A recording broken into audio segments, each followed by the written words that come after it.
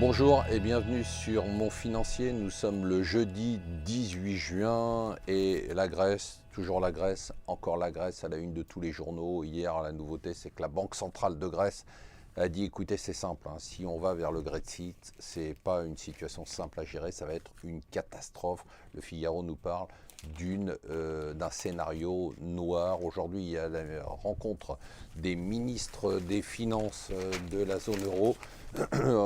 Pas grand chose à attendre de tout ça. Ce qui est très intéressant dans le Financial Times aujourd'hui, c'est tout cet article sur les tensions que provoque la crise en Allemagne. En fait, c'est la conséquence qui pourrait être la conséquence incroyable de ce qui se passe en Grèce, c'est que ça pourrait provoquer une crise gouvernementale, tout simplement en Allemagne, parce qu'il y a une tension extrêmement forte, nous dit le Financial Times, entre Angela Merkel et son ministre des Finances. Angela Merkel excusez-moi, veut un deal.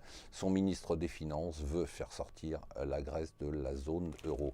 Alors, la Fed, c'était encore hier, donc a priori, nous dit le Financial Times, la porte est ouverte pour une hausse des taux en septembre, puisque la Fed considère que l'économie va bien et notamment que le chômage est en régression forte et que le marché du travail est plutôt sain.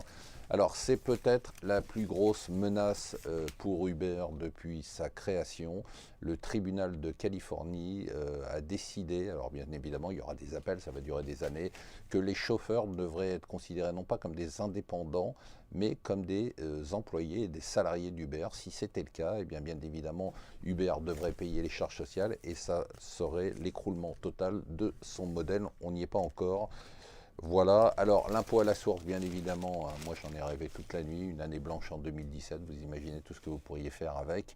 Je me demandais d'ailleurs quelles conséquences ça aurait sur la croissance, tellement le boom de la consommation serait monstrueux. Et enfin, pour terminer, les oreillettes vont être interdites en voiture à partir du 1er juillet, mais ce qui est très drôle, c'est que le Parisien nous décrit tout ce qu'on n'a pas le droit de faire en voiture.